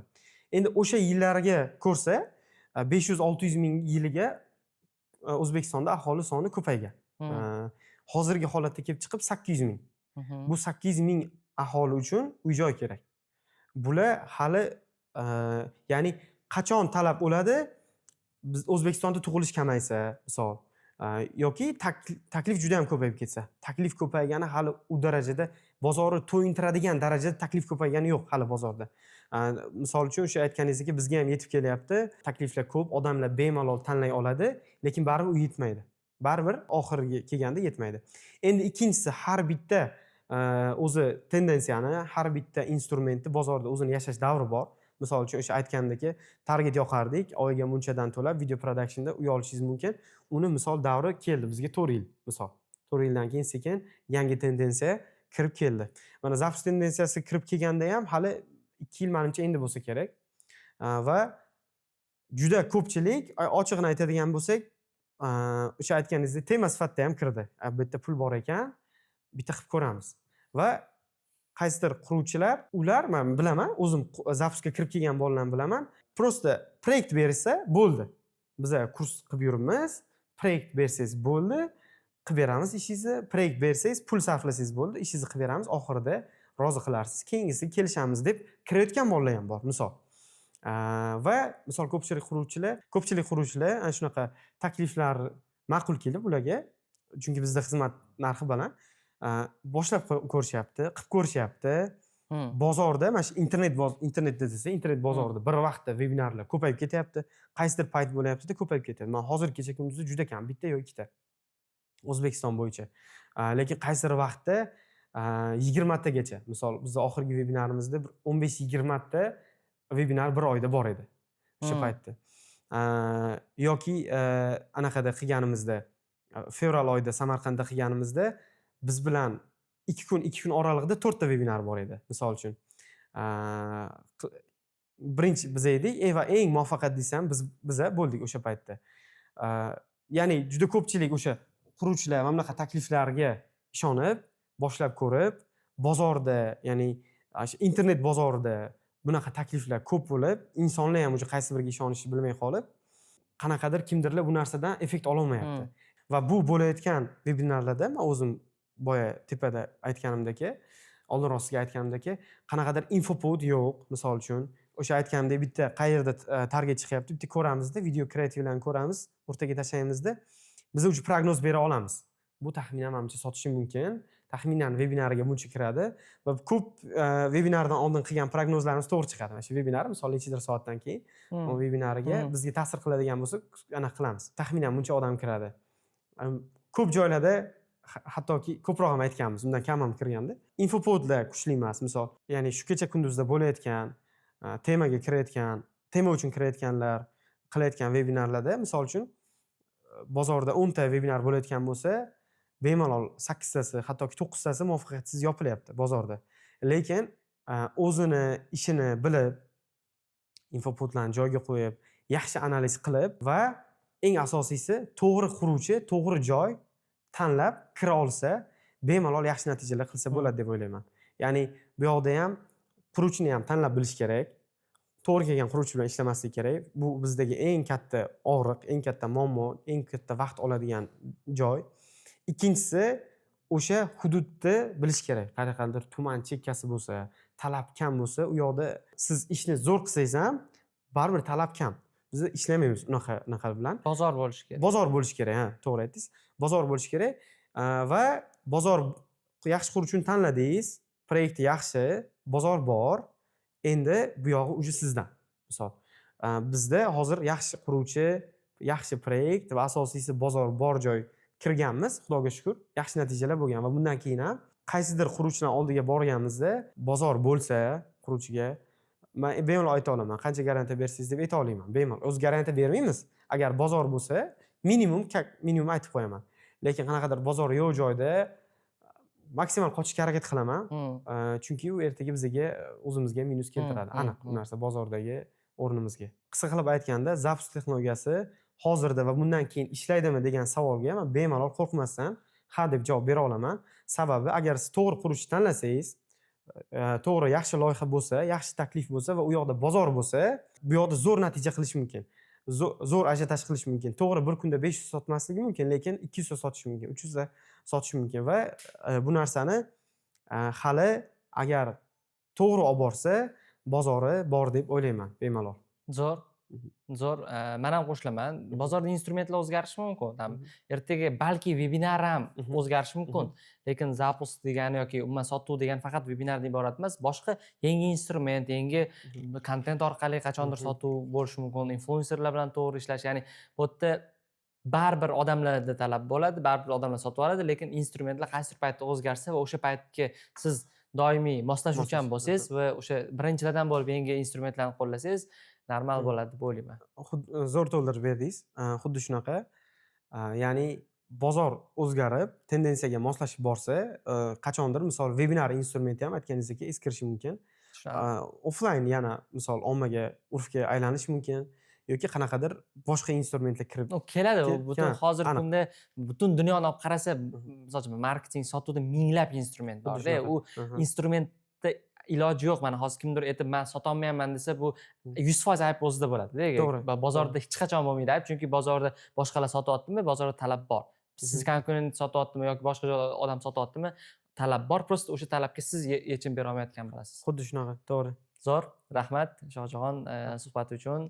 Menimcha o'ylayman, bu yerdagi odamlarga ham, ko'rayotgan odamlarga manfaatli bo'ldi deb hisoblayman.